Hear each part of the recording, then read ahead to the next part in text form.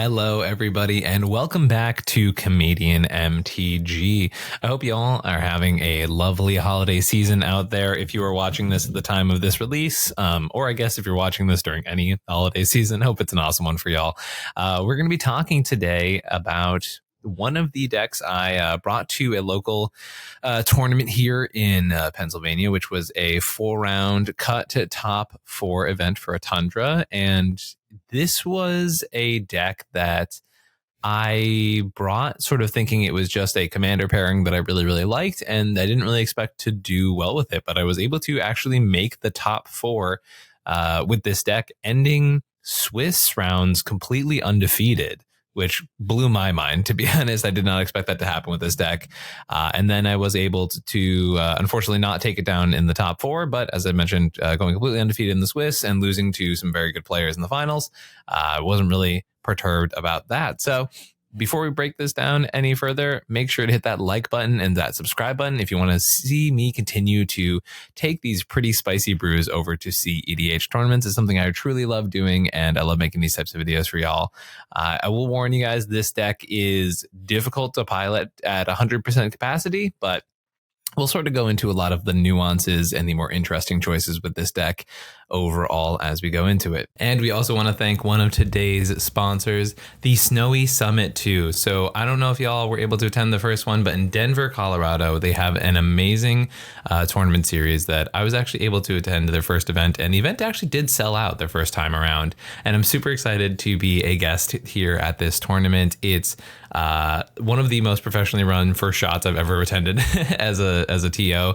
Fabled Events is the group that is running this tournament. They have not only a cEDH 5K, but they also have a modern 5K going on at the same time. It's gonna be February 1st in Denver, Colorado. I will see you all there. If you check the QR codes that you can see, or fabled.events, like you can also see here on the screen, I'll have Fabled Events down in the description of this video. Come find this super awesome tournament group. As I mentioned, went to their first tournament, had an absolutely amazing time, and I cannot wait to attend their second event. It's a really, really cool group of people who are running it. They are super professional. They went out of their way to try and accommodate some special dietary stuff I had last time, because they also provide lunch for everybody at the event. So it's some really cool stuff.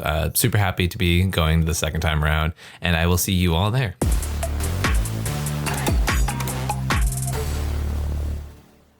All right, this is a deck that I have affectionately termed Karlach to Basics, because this is an Izzet Blood Moon back to basics style combat deck featuring the background partnering mechanic. So first we have our commander here, our only creature commander for this deck, and that is Karlach, Fury of Avernus.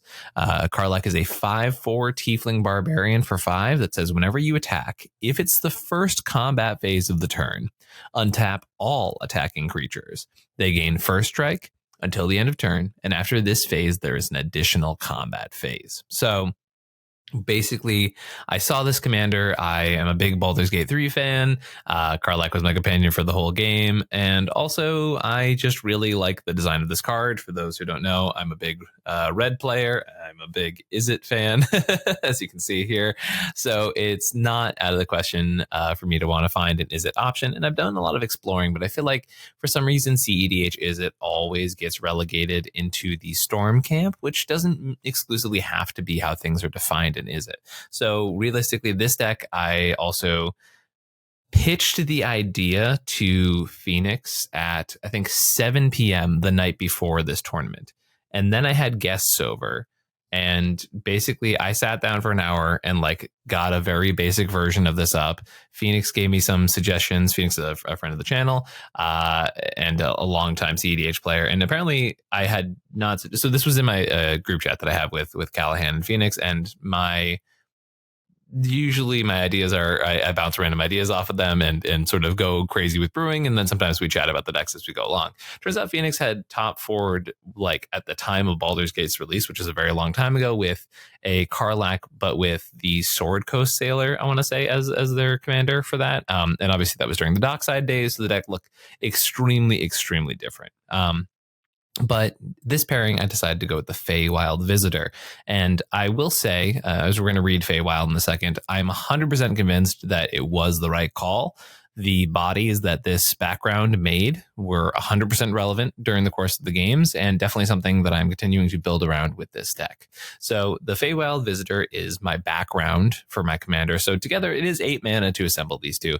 But luckily Karlach is like the majority of your deck, and the Feywild Visitor is something you can also do to supplement the plan. That doesn't hurt the plan, that isn't completely agnostic of your central game plan, but it's just something that is extra value as you sort of go along. Feywild Visitor says, commander creatures you own have, whenever one or more non-token creatures you control deal combat damage to a player, you make a 1/1 blue fairy dragon with flying. So basically, if you were able to connect to every opponent with a non-token creature, right? And it is with non-token. So the Feywild Visitor is an extremely fairly templated card, right? Like you need your commander out to be on the battlefield when this procs, all that kind of stuff. So I do think like Feywild's a very fair templating for this card. But basically, if you can hit each of your opponents and then go to a second combat and hit each of them again, you will end up making 6 fairy dragons during the course of the turn, which, you know, in a format that's not ready for aggressive combat-based decks, which this for sure is, you do often have times where you can put a decent amount of pressure on the table and connect in for a decent amount of dragons. And having the ability to not be wide open for several games and to have the ability to have chump blockers if big things were attacking me, because basically I was turning every game into a game where combat mattered, right? So being able to not have a lot of crackback come at me because I was making so many perishable bodies, and not to mention like there were times where I had 8, 9, 10, 11, 12 fairy dragons just sort of ready to go for my next combat and able to continue applying pressure to my opponent's life total. So definitely was a very solid choice for the background. And there are other backgrounds in blue. There's actually a pretty decent amount of them, but Feywild Visitor is definitely the one that I feel very confident in locking in for this deck. So what is this deck? Whenever I'm working on a cEDH list, I always try to start the conversation with win conditions, because that'll give you a little bit of insight behind what the deck is even supposed to do, right? So for hard win conditions, I definitely messed around with a lot of ideas in the, hours before actually sleeving this deck up and playing it. But there was even like originally Glinthorn Buccaneer and Malcolm in the deck, but the day of the tournament, I ended up cutting Glinthorn Buccaneer for, I'm actually not quite sure if I can remember which card it was. It might have been Enduring Courage or... Yeah, it might have been Enduring Courage or Rose Cutthroat Raider. But it was one of those cards that I decided to cut for it, as I mentioned. And I said, we don't really need to go super crazy with combos with this deck. I will say every single one of my wins with this deck was through manual combat damage, right? Like there is a combo or two in the list, but they're not really the things that I went for. And speaking of those combos, what do those look like? So we have Rionia Fire Dancer, or Rionia, however you want to say it, which has the ability to make tokens of things during combat. And now obviously with our commander, it's extremely synergistic because we're able to make tokens on our first combat, bring all those into combat, send them at your opponents, and then go to your second combat. And once again, have Rionia trigger a second time, and then have even more hasty tokens come in and attack your opponents, right? So really cool synergy there with Rionia. I never actually got to play Rionia in the deck. I had her in my hand a couple times, but the opportunity never really availed itself to me. But Rionia does combo with 2 cards in the deck, one of them being Combat Celebrant, which is a card I got to stick once and had to die immediately because I understand why they wouldn't want me to have an extra combat in this deck and or combo with it.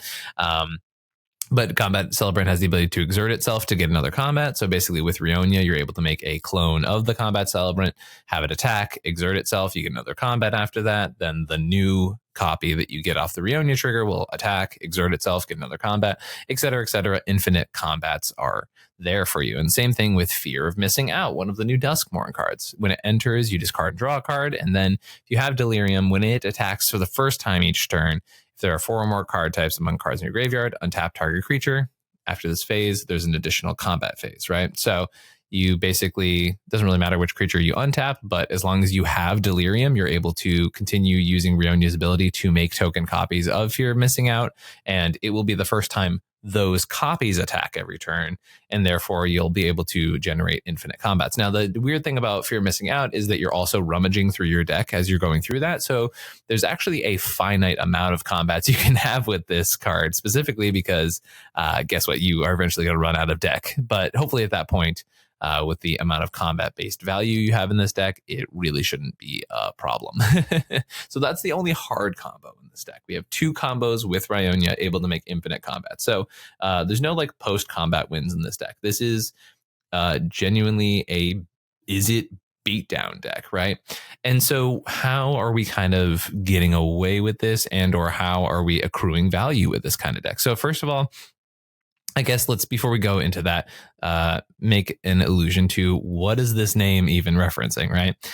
Karlach to Basics is a reference to the card Back to Basics, because this is a non-basic land hate deck. We have Blood Moon, turning non-basic lands into mountains. Now, you're going to notice that I am not on Harbinger of the Seas, right? Which is the blue version of Magus the Moon, which is also Magus the Moon is in this deck. The blue version is not, because basically, I think that turning all lands into islands is not as impactful as we would like it to be. This is a format where a lot of people play islands. And if you compare it to how many people can get away with all of their lands being mountains, it's kind of not even close. So I was a little bit underwhelmed by Harbinger of the Seas for this deck in particular. So that's why you will not see it in this deck. The name refers to Back to Basics, right? The Karlach to Basics. Non-basic lands don't untap. Period. Nice and easy, right? We also have a Winter Moon in the 99 here. Players can't untap more than 1 non-basic during their turn.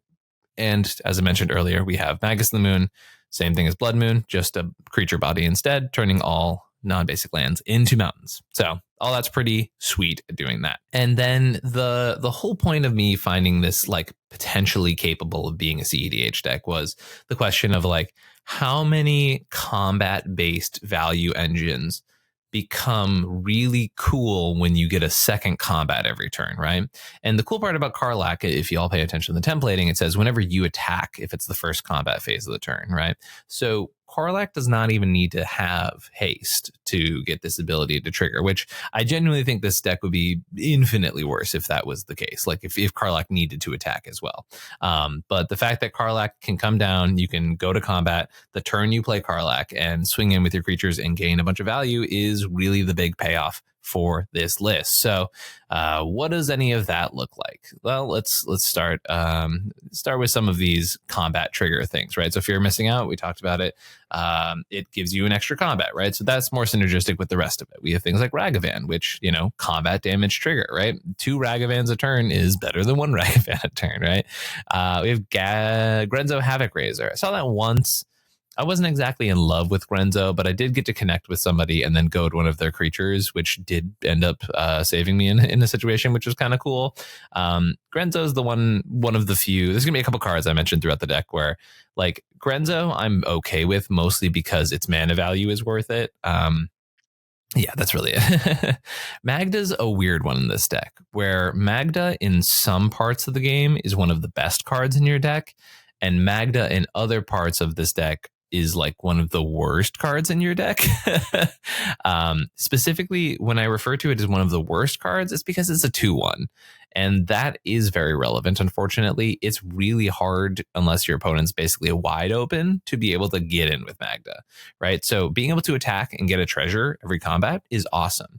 Being able to sacrifice 5 treasures, which you'll notice we definitely have like a lot of incidental treasure creation. It's not necessarily a hyper focus on Magda. It's more just the fact that like Red has a lot of combat-based stuff that procs when you attack or deal combat damage, and a lot of that happens to pay off in the form of treasures, right? So really cool to have Magda's ability to go grab any artifact or dragon in our deck, and that does come up, and it definitely will sort of be a thought for inclusions moving forward, because I did definitely have a couple times where I had Magda activations up and I couldn't get the pieces that I exactly wanted from this deck. But the idea is basically when Magda's online, when you can actually get that activation, it's one of the coolest engines in the deck and one of like the cool finishers for the deck.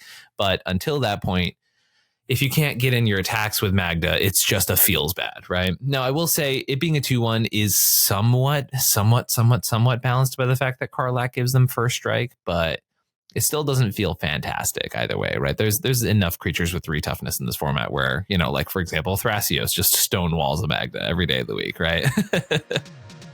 We want to thank one of our sponsors for today, ToaMagic.com, also known as Tales of Adventure Magic, for being an awesome online store and providing tons of great deals for you out in the audience. If you use code Comedian at checkout, you can pick up your online singles at ToaMagic.com, who have an amazing selection of singles available. And also, if you're heading to any major events, whether it be cEDH or otherwise, there's a chance Toa Magic is having a booth at those events. So check out ToaMagic.com, and you can even do pickup in person at the major events. We have multiple Malcolms in this deck. This one's Malcolm Alluring Scoundrel. Whenever it being a flash creature too is nice because you can hold them into action, flash in an end step, and then whenever it deals combat damage to player, you loot. You put a chorus counter on it, so you draw and discard, and then if there are 4 or more chorus counters on it, you can play the discarded card without paying its mana cost. So with Karlach out, this is 2 combats it takes, or 2 turns worth of combats I should take. You get 2 combats per turn before you're able to use Malcolm's ability to start free casting these cards that you're discarding.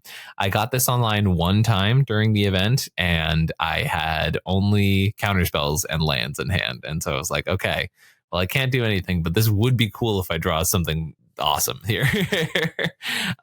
This is a great Polywog deck because you're going to be dumping a lot of big stupid bodies in the field, and so evolving Polywog is trivially easy. Spellskite MVP would never cut it. I think just being able to protect your creatures in a very creature heavy deck is very necessary. It keeps you safe. We're playing this Sticker Goblin in this deck, and it's not for any combos. It's literally because this is a thing that makes you a bunch of red mana, and your commander costs 5 mana. So sometimes it's really nice to turn 3 mana into 5 mana and play your commander from the command zone. Not every card rewrites the wheel.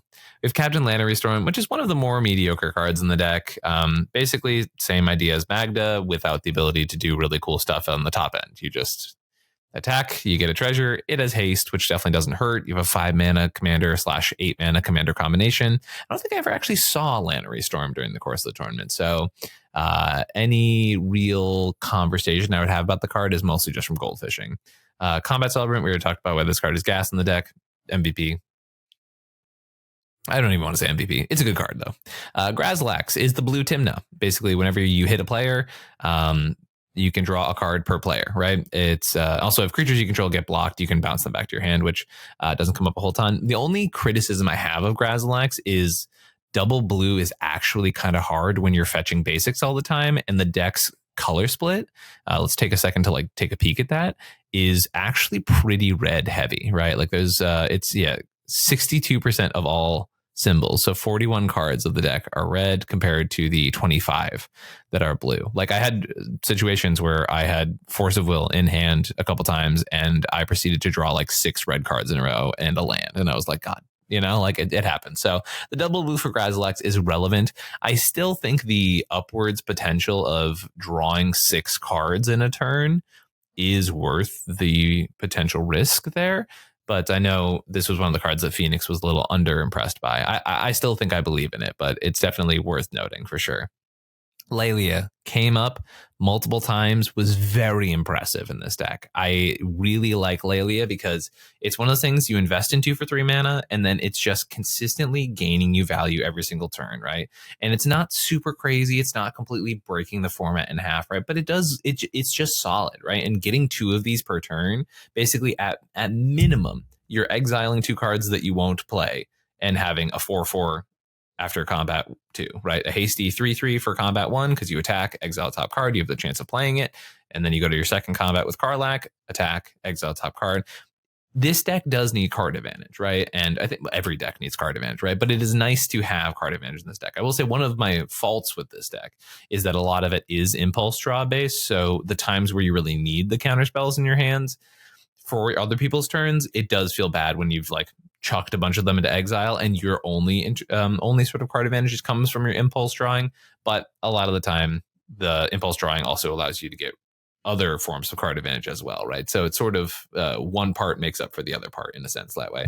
But point being, Lelia has the upward potential of continuing to grow and become stronger. And once again, every card you put into exile buffs this card. Even if you're exiling like 3 or 4 cards at a time due to a Jessica's Will or whatever it might be, all of those get seen by Lelia. So this card gets very big very fast. I had one game where I think it was crunching in for 9 power on my 3rd or 4th turn having it. Like it adds up pretty decently quickly. And once again, just card advantage in red. It's doing exactly what the deck wants to do, which is get card advantage from attacking. So it's just a solid role player.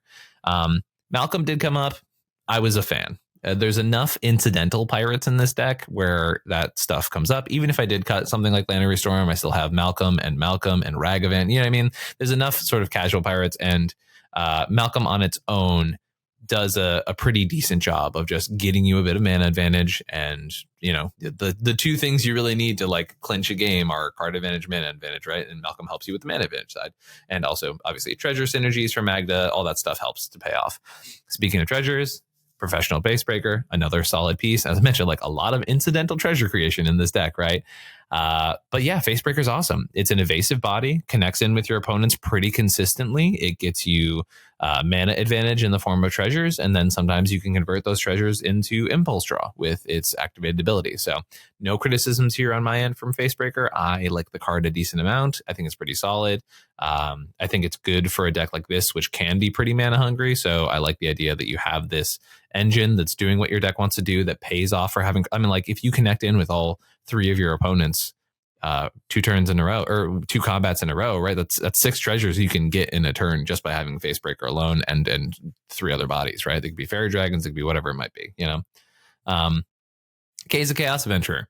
Definitely won me one of my games during the Swiss. The initiative is a broken ability, but it's much like Lelia in the sense that you're attacking and you're getting exile card advantage off of that, right? But you also are a deck that is putting a ton of pressure on the table. So, you know, keeping the initiative is not really that hard, to be honest, because you're just threatening the table with a lot of damage. And then, you know, what do they really have the ability to do to crack back when you're making fairy dragons or when you're playing big bodies? K's of Chaos Adventurer also being a 5/3 with trample is not something to scoff at. It's also a 5/3 with trample, and I believe the second mode of one of the first initiative dungeons of the Undercity, I'm pretty sure puts 2 1/1 counters on something. So, like, turn 1, you play this card that already gives you a decent amount of value, and then you go fetch a basic off of it, right? So it already basically cantrips by giving you a basic land. And in a Blood Moon deck, which is awesome. And then the next turn, it becomes a 7/5 and gets to crunch in twice if you have Karlach and exile a card that you can cast. And then if you complete the dungeon at some point, which I was able to do during one of my Swiss rounds, you just get to play things for free off of it that you get in exile. So yeah, K's of Chaos Adventurer was really, really solid. I think if there's any auto includes in this deck, this is pretty up there. It's very, very good at what it does. I bought an Enduring Courage for this deck the day of because I was so excited about playing it, and then I never saw it. I think it's perfect for this deck, though, and especially if you have both sides of your commander, if you have the Feywild and Karlach, there's this really interesting dynamic where combat 1, you can go in, you can hit your opponents, trigger the Feywild Visitor, make some fairies, they come in, they have +2 and have haste, and they're able to swing in for combat number 2, which is pretty solid because if you hit each of your opponents, that's 9 damage in the air that pops out of nowhere, right? Not to mention, you know, the rest of all of these creatures that care about attacking, them coming in with haste is sweet. Like, I have no complaints here. So Enduring Courage, I think, is perfect for this deck. Just never saw it, couldn't tell you. Have you ever worried that your play is too light? Well, look no further. We have heavy play. And if you use code comedian at checkout, you can get 10% off your order. Heavy play is changing the name. Keeping your cards safe and sound, keeping your dice safe and sound, and keeping it all together in these sleek. I mean, look at this stuff. This stuff's awesome. I love using heavy play products. They've got 6 sleeves. They've got super awesome heavy play deck boxes and dice trays and playmats that I use all the time. They are continuing to try and upgrade their product and do super cool new innovative stuff. There's some really, really interesting stuff going on with their playmats. They're trying to get art designs on the new playmats. There's a limited run on the initial bunch. I'm not sure if they're still out, but if you check out heavyplay.com/comedian, you can find out if that limited run is back up on the store, and you can use my code to get a little bit off your order. Helps everybody out. All right, thank you so much for Heavy Play for sponsoring this episode, and thank you for watching. I'm so happy. This is one of my favorite cards of all time. Rose Cutthroat Raider from the Fallout set. Basically says at the end of your combat, if you attacked this turn, you make a junk for each opponent you attacked, right? So you get multiple combat phases, and this becomes basically at the end of combat, make a junk for each opponent who got attacked. And a lot of the times you're making 6 junk with this, which is, for those who aren't familiar with junk, at sorcery speed, you can sacrifice the artifact by tapping it, and you exile top card of your library, and you can play it this turn. Not only that, but Rose says whenever you sacrifice a junk, you get to add red mana. So with Rose, you're able to basically create up to 6 mana for free after you send it into combat. So, for example, the turn you play Rose, if you can attack each of your opponents, you're able to, for 2 combats, you're able to net mana by playing Rose through the turn. You end up paying 4 into it, and you can get up to 6 junk back that you can then crack for mana, and also 6 cards. So Rose is sweet in the deck. Very good grindy value engine. Really cool card design, and I've been looking for a place to play this commander the entire time, and this is super cool. And I think that's all I have to say about it. But I'm a big Rose fan, and I'm so glad I finally got to play it in the cEDH deck. Teresa's Ogre, hypothetically perfect for this deck. Did I see it at all? Absolutely not. There's a lot of red pips in this deck. Dragonhawk. This one might need a little bit of explanation, but this card's actually kind of gas. I wanted to play this card anyways, right? So I'll admit, when I first saw it, I was like, yo, this is a perfect Dragonhawk deck. When Dragonhawk enters or attacks, you exile the top X cards of your library, where X is the number of creatures you control with power of 4 or greater, right? So even if it's like, there's actually not that many 4 or greater cards in this deck, right? But if you have Karlach and you have Dragonhawk, ETB, exile top 2 cards. If you don't cast those, it has the second line of text, which says at the beginning of your end step, Dragonhawk deals 2 damage to each opponent for each of those cards that are still exiled. So worst case scenario, you have Karlach out, you play Dragonhawk, you exile 2 cards, you can't cast them, end step, 4 damage to your opponents, right? And then sometimes you can have Dragonhawk enter and attack in the same turn if you have a haste enabler, or just, have Dragonhawk get multiple activations, right? So with Karlach and Dragonhawk alone, right? Imagine nothing else on your board state. If you go to combat, you're able to go cool, swing with Dragonhawk, and you get 4 cards into exile for just attacking on one turn with just it and Karlach alone. And worst case scenario, you go, oh man, I can't cast any of these. Move to my end step, dome you for 8. That's a super heavy clock to put on the table, and it's actually pretty solid. So definitely pretty into Dragonhawk in the deck. Also, it's a bird dragon, so you can fetch it out with Magda, which is kind of cute if you need a new source of card advantage. Fury is one I'm now really mixed on, because I played Fury during the course of the tournament because I couldn't find my copy of Pyrohemia, which is a card that allows you to exile it. It's an instant, deals 4 damage amongst any number of creatures, but it's an instant, and Fury is at sorcery speed. But I'm also like 90% sure I was able to win one of these games because I played Fury, hard cast it, and was able to swing in with 3/3 double strike twice per turn, and was able to put a lot of pressure on my opponents because of that as well. So in a deck like this, where the body actually matters, it's hard to say which one of the 2 of those effects is better. Fury's going to stay in for now because I was very impressed with that one game where I did see it. We shall see if that is it looked really good that one time, but it is bad in general, or if it's more of you give up the instant speed thing for just a lot of damage. This is a combat damage red deck. I genuinely think any combat damage based red deck in this format should play Slicer in the 99. This is not ironic. I genuinely think that's just how you play any combat damage deck in this format.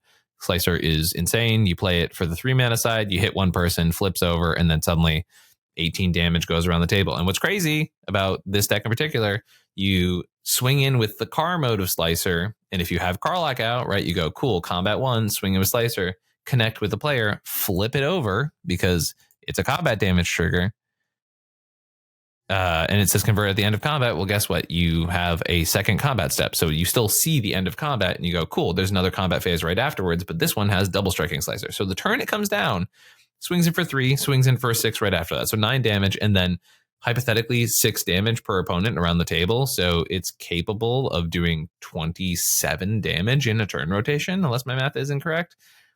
it's pretty solid. That's one card that does that for 3 mana. 27 damage is a lot to threaten your opponents with. So Slicer just makes sense in this deck. People might ask about Alexios. Alexios is almost strictly worse because it doesn't have haste in this deck.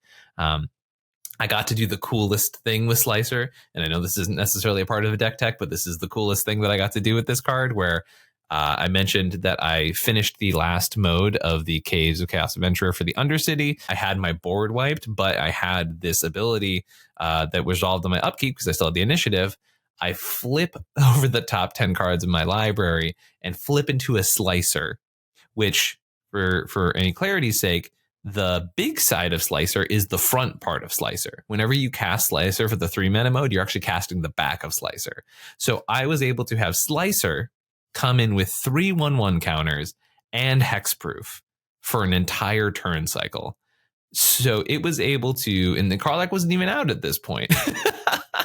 So I was able to threaten 12 damage per combat. And so at that point, I was literally able to flip that over, and then was able to recast Karlach out of the zone, go 12 damage, pass it to you. You're also going to threaten 12 damage on the opponents. And it went crazy. It was awesome. Was it a little Christmas landy? Absolutely. Would I do it again? Absolutely. It was sweet. I also, after seeing how well the initiative did perform with one card having it alone, I am looking into trying to get more initiative stuff in these colors in general, but also just I'm looking into more initiative because I think if you're playing any combat-based deck in cEDH, the initiative makes a lot of sense. It's just it doesn't really translate a lot into a lot of known or recognized commonly like strategies as of right now. But that doesn't mean it's not an innovation worth exploring. 2 sorceries in the deck. They both make you a lot of mana. I genuinely don't know if I'll ever cast Jessica's Will for the look at 3 cards mode. It is mostly get you enough mana to play Karlach. I had a decent amount of interaction in the deck. I had Mana Drain there. Mana Drain never came up. As I mentioned, double blue pips were kind of hard to find. So interested in maybe switching that one around a little bit. But, having the ability to potentially counter like a Ristic or a Smothering Tithe or something like that, which is not normally a play I make. But when you counter those cards and then they give you the mana to cast Karlach around the turn cycle, it's like pretty cool. And your commander is 5 mana to start, right? Not to mention your background. So if you take out a really good value engine from your opponent and then you're able to like cast your commander in the background in the same turn, who am I to say that's a bad thing? A lot of this interaction here I definitely thought was like pretty standard interaction for a lot of the game. And then like I don't want to lose a Drannith Magistrate. I don't want to lose a Drannith Magistrate. I don't want my opponents to have blockers for delayed blast fireball. Do I think I'm casting this out of exile a lot? No, but I did mention like Lelia, and I mentioned Dragonhawk, and I mentioned Professional Facebreaker. So there are ways to put this into exile a non-zero amount of the time. So I do think that there is a decent chance you can proc that in exile and 5 your opponents and all their creatures. Flare of Dupe was not for sacking Karlach. Please don't do that. I was saved one game when I had to give up my Lelia to basically counter an opponent's win condition. But you have things like Ragavan and Grenzo and Magda and FOMO. Like there's enough little red dorks, or even like Sticker Goblin after you remove the counter from it, or after it's had its enter the battlefield, right? Like I don't mind throwing this away ever. So there's enough things for where Flare is, the commander isn't the Flare thing, but the Flare works on its own. I do have Force of Negation and Force of Will here. And as I mentioned, it's a little light on blue as a deck. So Force of Negation does look a little worse in that circumstance, and Force of Will by proxy as well. But they're in there for now because, I think you just need them. And what's the exact blue card count in this deck? As you can see, there's a lot of cards in the Considering and sideboard. This deck took, I want to say a lot of work, but it didn't, because it was, Phoenix and I throwing paint at the wall for a couple hours. But the number tweaking is definitely interesting here. But yeah, only 25 cards are blue. No, those are mana symbols that are blue. Only 20 cards are blue, which is very snug. I really don't like playing double force at 20 blue cards, but it's kind of one of those necessary evils at sometimes. Let's see here. Jewel the Amulet. It's a card I've been playing more and more. I think you just play it nowadays in a lot of these lower color decks. Like it's bad ramp, right? And not if you're playing green, because green gets mana dorks. But if you don't have access to green, you just put a charge counter on the amulet and use it later, and you feel bad about it. But sometimes you got to do what you got to do. This is Grafdigger's Cage deck. I know some people in the past, including Phoenix's old version, played Breach in this deck. I didn't think that's where I wanted to go with it. I thought the cards would bring the card quality of the deck down pretty significantly because Breach has no utility on its own in here, and Brain Freeze definitely doesn't, and neither does LED. And I was like, or I could play one of the most impactful Stax pieces in the format, Grafdigger's Cage, which saved my bacon multiple times. So much so that I was playing 2 of them, and it came up, and my opponents bitched about these cards being resolved a lot, which to me, if I'm playing a Stax piece and my opponents immediately start going, oh my God, this thing blows me out, that's what you want. That's like the perfect time for those things. So if that's the reaction I got out of them, lock that shit in, play those pieces. So Grafdiggers and Weathered Runestone for that redundancy. Weathered Runestone stops even more things, stops Planeswalkers coming in, stops artifacts from Tivit, all that kind of stuff. So super happy with those effects. Manifold Key in here. Normally just a card I'm kind of high on with big mana decks, right? Soul Ring and Grim Monolith and Mana Vault all have a little bit of extra sauce with the Manifold Key. The fact that Grim Monolith and Mana Vault become not one-time uses is actually pretty dope, right? Like I'm a big fan of it in that aspect. And also in this deck, I definitely had times. I mentioned that game where I was able to win because of having Fury. The last 2 combats that I had during the game, I was able to play Manifold Key in for 4 mana. So 1 to play it, 3 to activate it. I gave my Fury unblockable and was able to get an unblockable 12 damage in, which was the lethal amount of damage I needed at the time. Lightning Greaves. I've been talking about this a bit recently. I think this is one of the most underplayed cards in cEDH.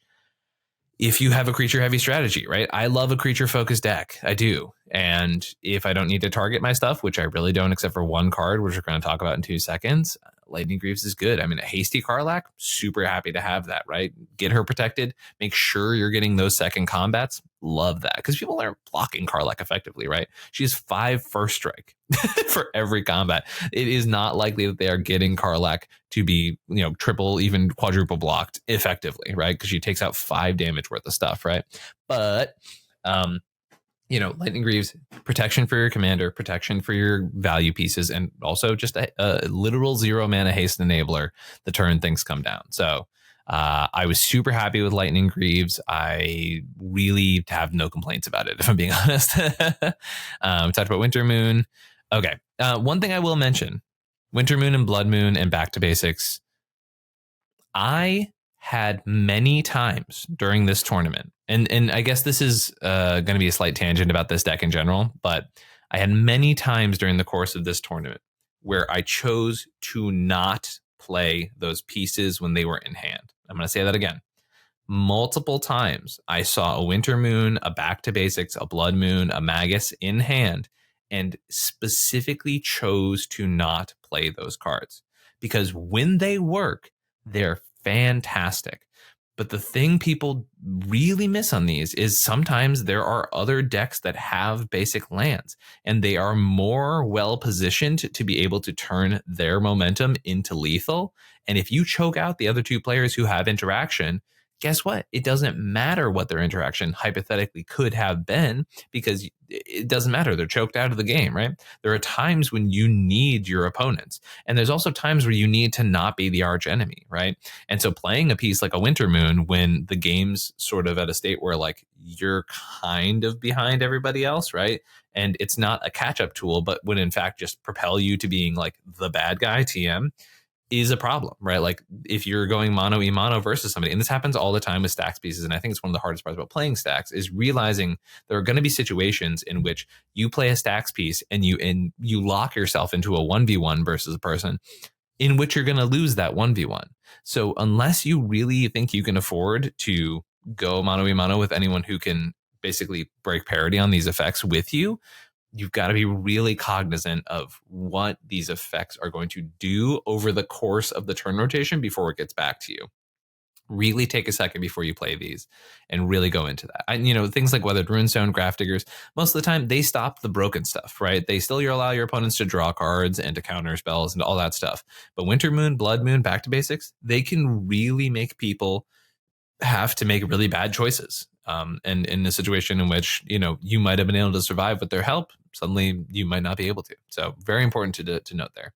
One Ring, it's card advantage. You need card advantage in this deck. You don't have any in the command zone. And so like sticking either a creature that gains you that card advantage or Rhystic Mystic One Ring, etc. Like they're necessary pieces for the deck. I don't want people thinking like they can play the deck and just sort of cut these things. It's really nice to have your creatures and to be able to play those creatures and then also have the ability to go, okay, and here is, this thing that allows me to draw some cards and put some counter spells in my hand, because you're still a blue deck, right? Like you need counter spells in your hand to be able to stop what your opponents are doing. And I think that is a really, really important part of this deck that cannot afford to be overlooked, right? You need cards in hand. Not saying you always have a piece like this, not saying you mulligan to those things. You can mulligan to the aggro plan. That's totally fine, but don't cut them from the deck is what I'm saying. Embercleave. So what Embercleave does in particular is Embercleave turns Karlach into a one-turn kill, right? Because you put the Embercleave on Karlach, it suddenly becomes 12 commander damage as you go through it, right? It becomes a 6/5 double strike, and you get 2 combats. So hypothetically speaking, you stick an Embercleave on Karlach, you can kill a player in 1 turn, because that is 24 trample commander damage, right? Very, very powerful at doing that. No real, hesitation there. It is effective at what it does. I just kept finding times where like Embercleave kind of allowed me to threaten a win in one game where had my opponent played like on like 4D chess, Embercleave still would have been able to like beat them on that aspect, right? And sometimes it's a really funny Magda target. I will say there was a couple times where that came up. But at the end of the day, Cleave is one of the cards that I think is really cool and really solid and is still worth testing. But it's not so good that I was like, oh my God, never cut it from the deck. I think it's good enough to be seeing play in this deck in cEDH. I just don't know if that means it's 100% optimal for the list. And I hope that makes sense.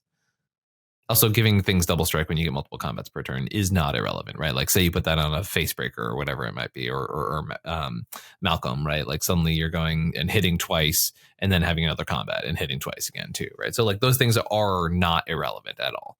Curiosity was in the deck. I was playing Niv Mizzet at one point as a Magda search target, but also just as a, you're playing an Izzet deck that has a lot of treasure synergies, right? So being able to just cast Niv Mizzet is not the hardest thing to do in the entire world. At the end of the day, I was just kind of like, Curiosity is probably worth keeping because it's 1 mana to start converting combats to, at minimum, if you get 2 combats, that's 2 card draw per turn, right? So I've definitely heard of worse things, right, than Curiosity being stapled onto something. It's not a combo piece anymore, so there's better versions of it that existed, but I kept Curiosity specifically in there because 1, it was the day of the tournament and I didn't have time to go switch to one of the other uncommon ones, but also I wanted to like give myself the deck building out of like if I switched back to Glinthorn Buccaneer or if I switched back to Niv Mizzet, like I wanted it in the deck so that I could just make that switch really quick the day of the tournament. So that I think Curious Obsession is the strictly better one if you're not comboing with it. But also there's something to be said about like Curiosity works better with Dragonhawk at the end step 2, right? Like there's little subtleties that Curiosity has, so it's not like strictly worse than other things that exist, technically speaking. It's the first time I was able to play Fabled the Mirror Breaker during the cEDH event, and I wasn't able to play Fabled the Mirror Breaker because I never drew it. But it kind of does exactly what you want of this deck to do, right? Like, yeah, I would cut Lannery Storm before I cut it because this is like almost strictly better, right? But it's 2 bodies over 3 turns. It has a hasty, or not a hasty creature, but it has a goblin that allows you to make a treasure when it attacks, right? So as soon as you get Karlach down, this is making you 2 treasures per combat. Then you get some card filtering, and so like all of that's bueno. We like the Fable the Mirror Breaker in this deck. Got 29 lands here.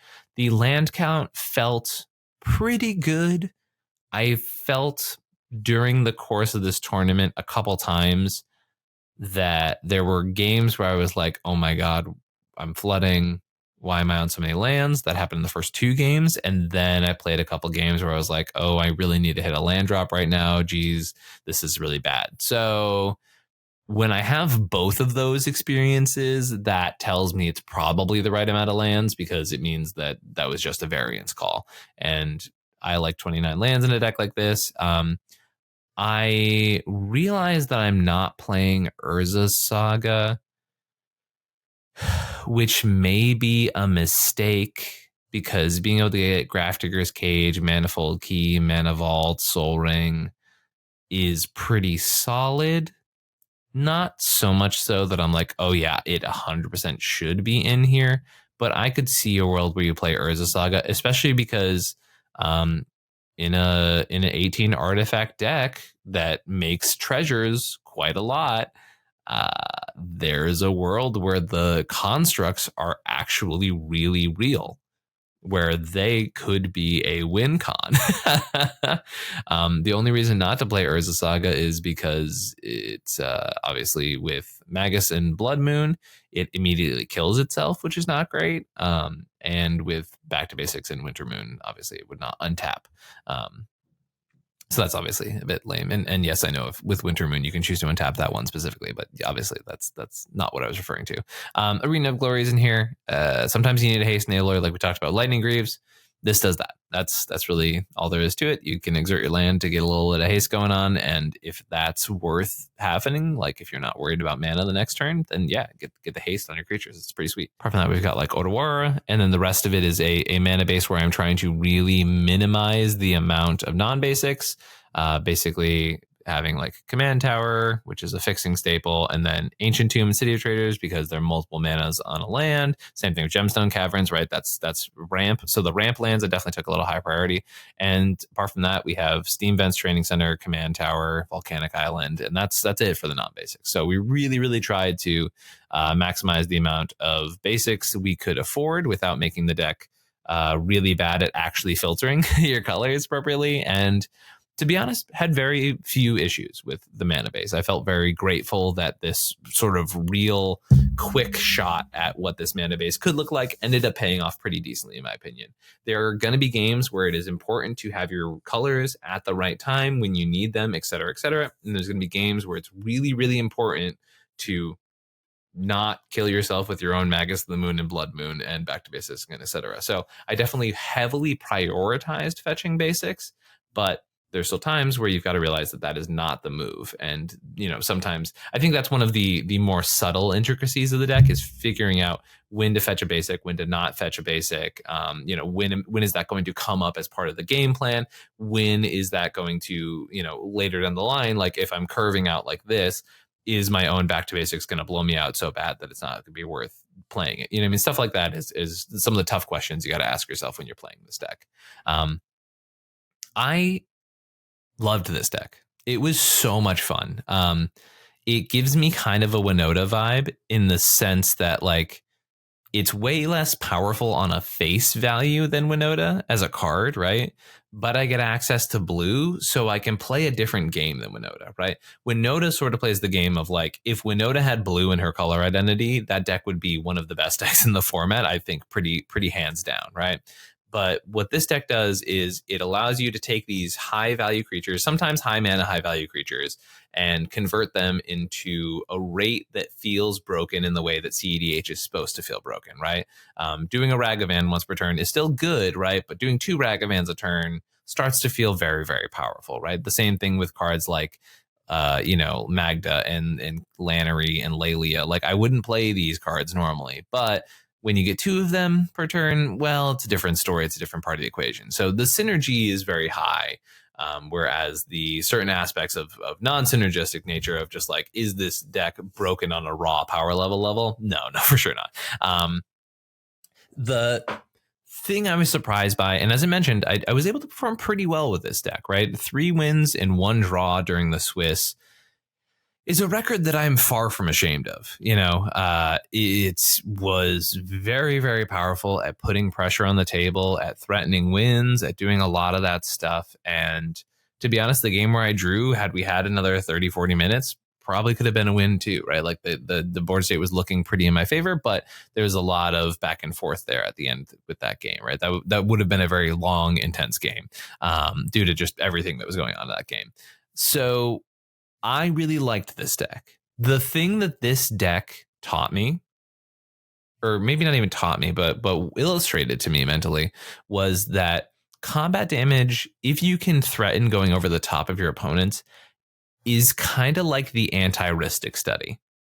Because play patterns right now, when people are trying to emphasize the grind plan, when they're trying to just like stick a couple mana dorks and a heuristic study and do the Timna Thrasios thing, Karlach is really good at basically going, all right, everyone sees that this player is running away with card advantage, right? So if we're going to keep Karlach around, if I just beat the crap out of that player, right? And don't get me wrong, I spread the love a decent amount with the deck, and I think this is why I'm going to like throw this out there, that I don't think this is a deck that everybody should just pick up. I think this is a little bit hard.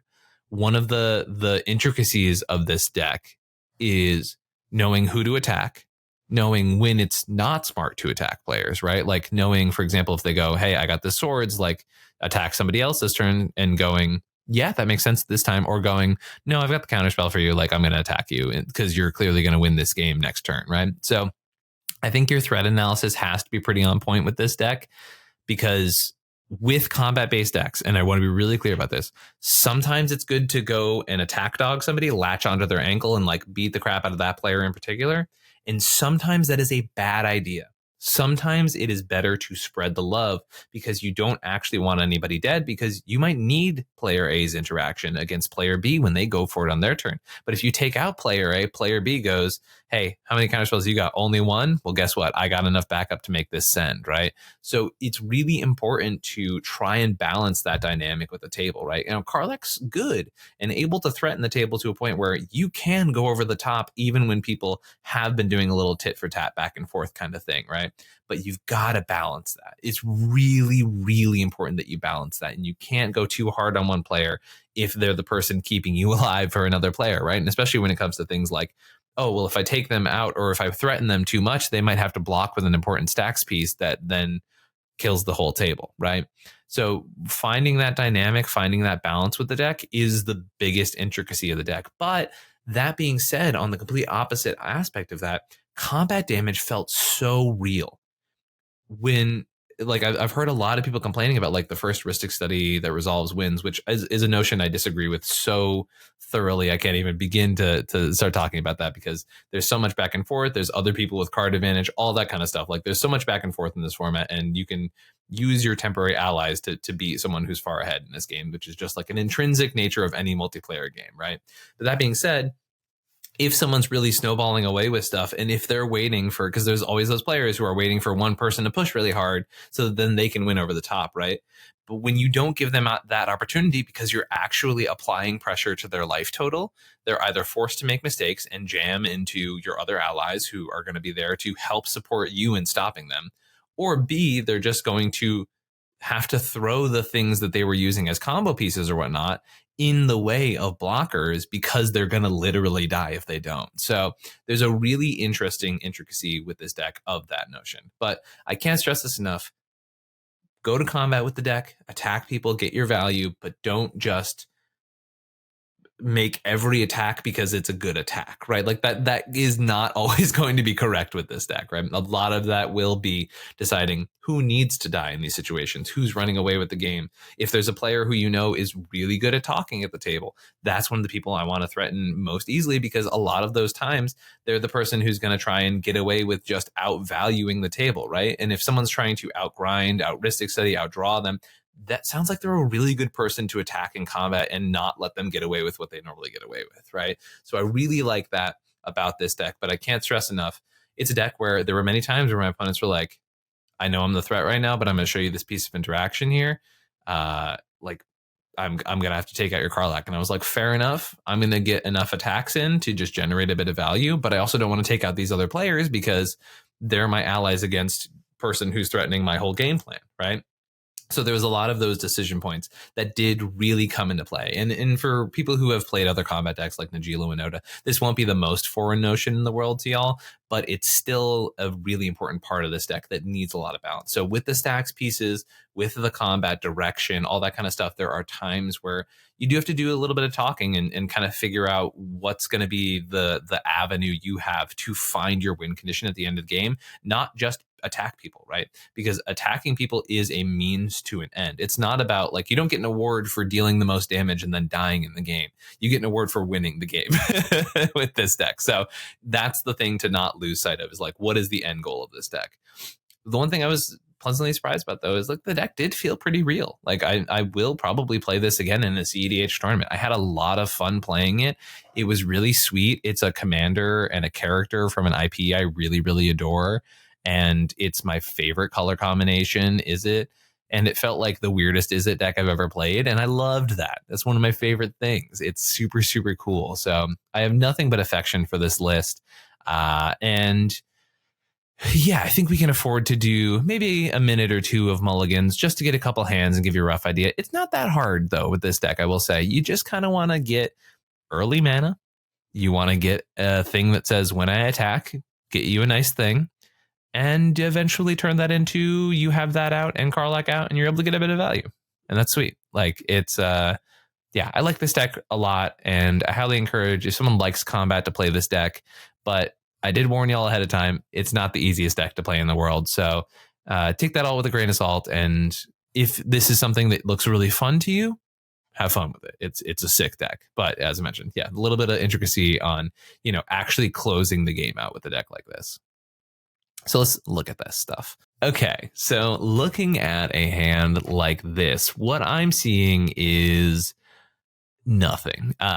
You have Grim Monolith here, which if you had another mana, might be worth considering playing a turn 1 for the hope of a turn 2 Karlach, but you're off on a lot of angles. You got a lot of good cards here in this hand, but to be honest, you're all sauce without the ability to do anything with it. So sometimes you need the pasta to cover the sauce on, you know what I mean? Second 7. All right, so we can get a Gemstone Caverns down pretty early, and I think this is what I would consider a pretty heavy trap hand, right? We've got enough acceleration that hypothetically we have 3 mana on turn 1, right? We have 2 lands and a Lotus Petal after the Gemstone lands, and you can play a Manifold Key and get Karlach 2 turns later. That's nothing, right? Like that doesn't provide any advantage. It doesn't advance your game plan at all. If there was like a Lelia in this hand or a Facebreaker or a Lantern Restorm, this would be a whole different conversation. But you've got none of your payoffs here, which is tough. Let's go to 6. 6 is really slow. We get a FOMO on turn 2 or an Arcane Signet on turn 2. No, thank you. I'm trying to have game actions here. Yeah. 5.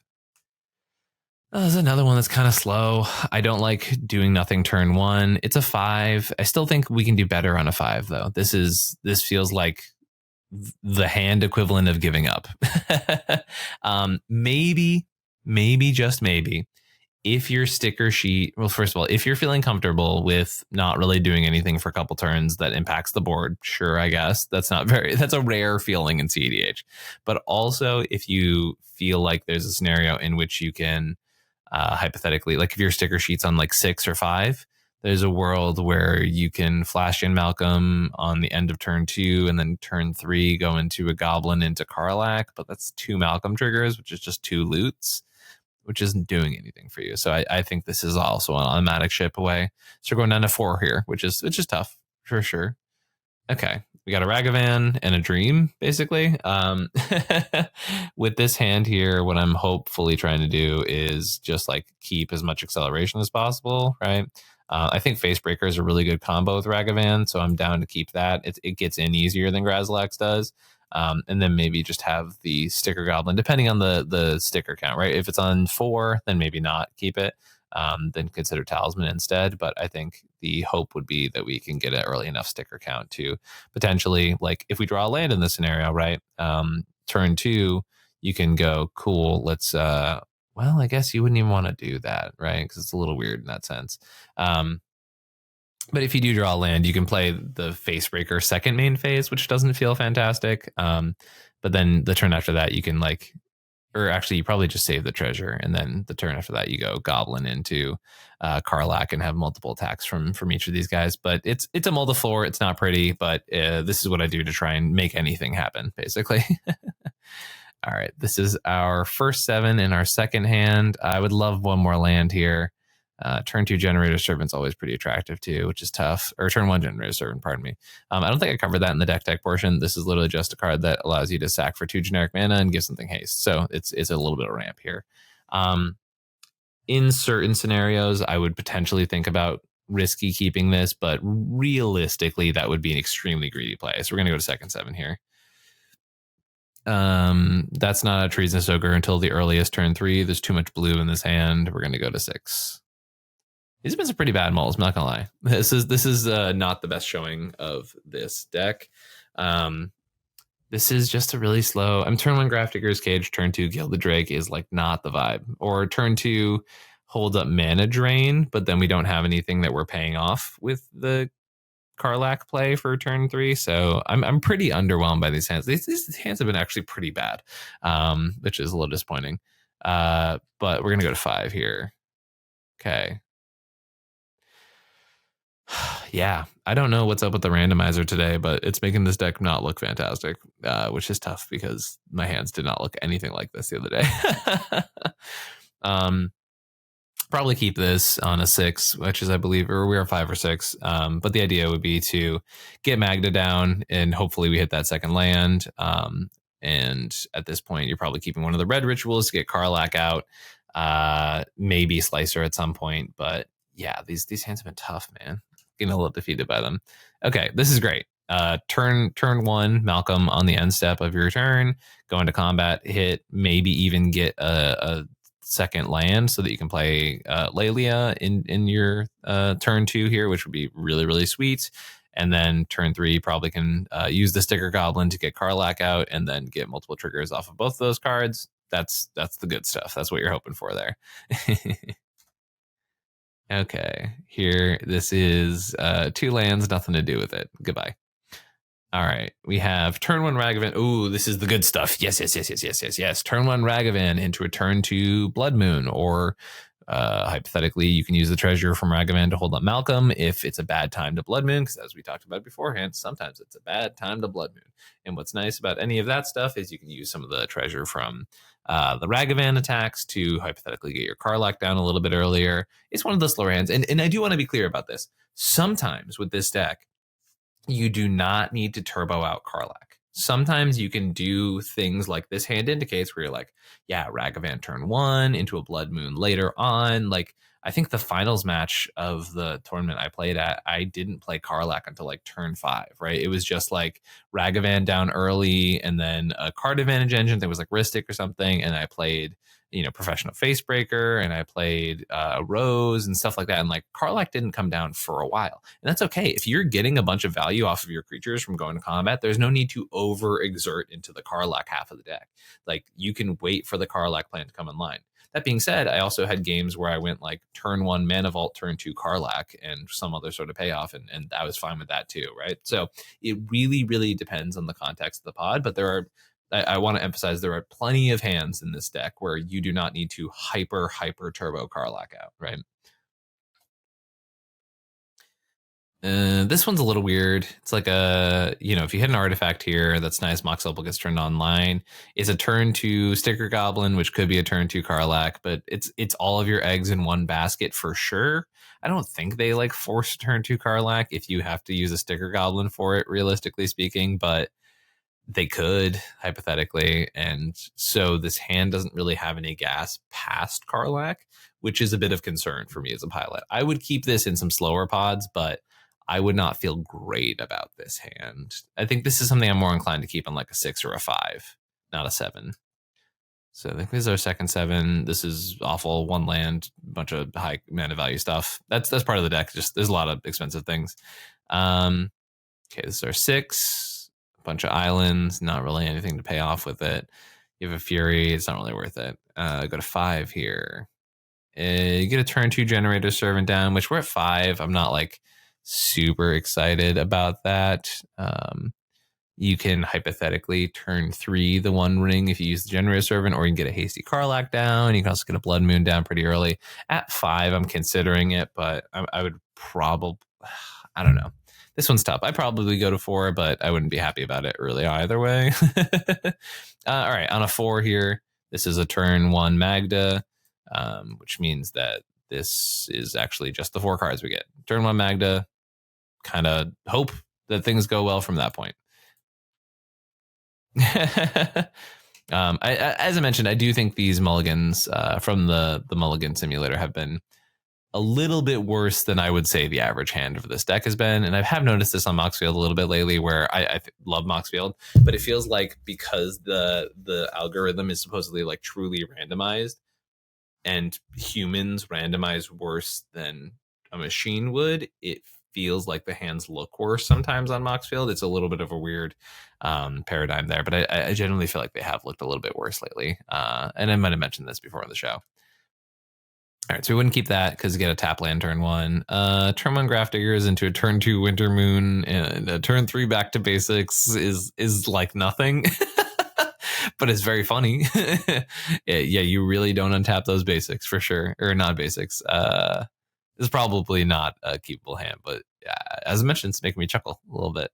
You could keep it in certain circumstances, but it's not one that I would keep actively in a lot of them. All right, so 6.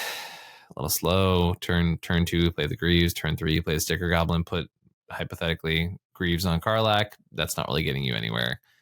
Greaves on Karlach. If you have a sticker of 5, turn 3, hasty Karlach, hold up Flare of Duplications. Okay. In a slow pot, I guess I would be okay with that because it goes turn 3, Karlach, get 2 combats, hold up Flare of Duplication by sacrificing the Sticker Goblin, and then turn 4, you can play the Feywild Visitor and start getting triggers off of that. I think it's bad, but I accept it, I guess, is the idea. All right, first 7. Mystic Remora turn 1. And what's nice about Mystic Remora in this deck, I have noticed that there are many times where I'm willing to just play a Mystic Remora turn 1 just to get a couple cards off of it and then give up on it. Like, I don't need to have it held on to forever, right, in this deck. I just want a couple cards from it. And if I can get a couple cards from it, I'm fine with that. So in this scenario, I'm super fine. Just like Mystic Remora turn 1, turn 2, maybe play Generator Servant, maybe play FOMO, whatever fits the vibe at the time. And also depends on what I draw. So that's totally fine here. I don't always like a turn 1 Remora when I can't keep paying for it and advancing my board state. But if my plan isn't to pay for it, then it's a little bit different, right? Because I have enough stuff in this hand where I never needed the Remora. It's just a nice little like, yeah, turn 1. If you guys want to throw me a couple cards, rock and roll. If not, who's to care? Cool. And let's look for one more keepable hand here. Turn 2 Magda off only mountains with some cool stuff to back up, but nothing I'm really super excited about. I will say, Phoenix and I were talking about potentially putting Gamble into the deck in like the Lannery slot just to get it a little more consistent in the opener, and that would definitely help here, but it also could be a trap as well. So we're going to go to second 7 here. Turn 3 Ristic Study is too slow, even with a Fury backup. That's a 6. Oh, man. Gemstone Caverns, no second land. I think I actually keep this because if we're on 29 lands, if we draw a land, that's a turn 1 Professional Facebreaker. If we whiff on it, it sucks so bad. But if we hit, that's a turn 1 Professional Facebreaker. Is that a gamble that's worth playing? I think so. It feels really bad, but I think you still keep it. I think you ice the Force of Negation here, put that to the bottom of your library. I think Combat Celebrant's a later card. And then just pray it's a land drop. Never punished. Heck yeah. All right. Yeah, turn 1 Professional Facebreaker into a turn 2 Slicer. Who's to care? Life couldn't be any easier. Boom. But yeah, if that went wrong, that was so bad. All right, everybody. As I mentioned, I think those mulligans were a little meaner to us than the deck is in general. But it's worth to noting like what happens if you do go to 5 or 4. Like, what do those hands have to look like? And we definitely got a little bit of those ideas there. And you know what I mean? It's one of those things where if you notice, like, how many times did we see Chromox or Moxem in there? Like once or twice? How many times did we even see there was no Soul Ring hands, no Mana Vault hands, all that kind of stuff? So like the odds of that are pretty low, like the fact that we saw none of our fast mana in our hands for most of those hands. We saw Ragavan in a couple, but like those were definitely really low on fast mana. So I think that's very, very, very funny that's kind of how those hands looked. But that all being said, I hope y'all enjoyed this deck tech. This is a deck I mentioned that like when I got my first round or my first win in round 1 of this tournament, I was like, well, that's my one win of the day. And I was like joking about that with my pod because everyone was like, oh, this deck's crazy. And like, yeah, you're really in goofball mode.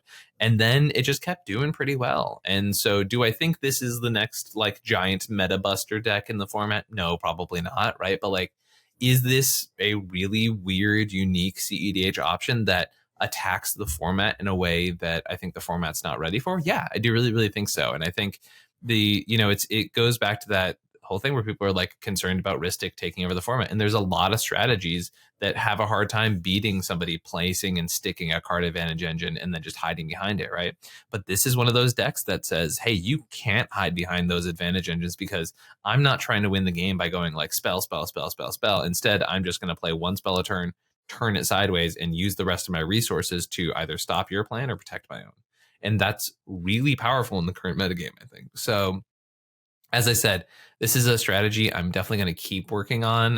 Me and Phoenix and Callahan have been talking about it even more after the tournament. It's a deck that, as I mentioned, like I'm a big Izzet person. I'm a big mono red person. So like for me, this is exactly my kind of magic. I really like this type of Izzet. The non all in on Storm Izzet. Like all in on Storm is super sweet, but really tough in the Mystic meta.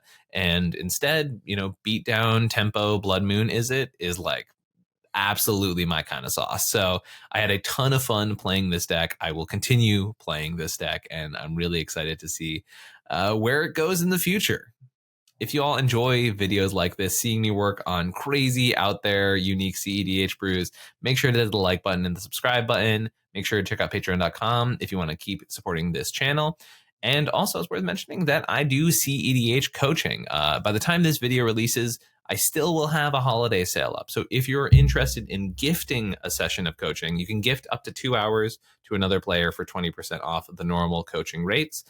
We've had a couple people do that already, and the folks who've gotten them gifted have been so sweet and very, very happy to have that happen, which has been really heartwarming, to be honest. It's been really cool to see it as a coach. But, I have more wins with diverse decks, strategies, commanders than any other player, and it's something I really love doing, pushing the boundaries of what is cEDH. But I've also performed with a bunch of meta decks as well. So if you're interested in taking your cEDH game up to the next level, you can find me at comedianmtg@gmail.com is the most official place to meet me. But I also have a link tree down below and my Discord linked down in the description of this video at all times. I also want to thank our sponsors for this episode so much for this video. Thank you all for being an amazing audience and for clicking and for watching. I can't express enough how grateful I am for each and every one of you. Thank you. Have a great night.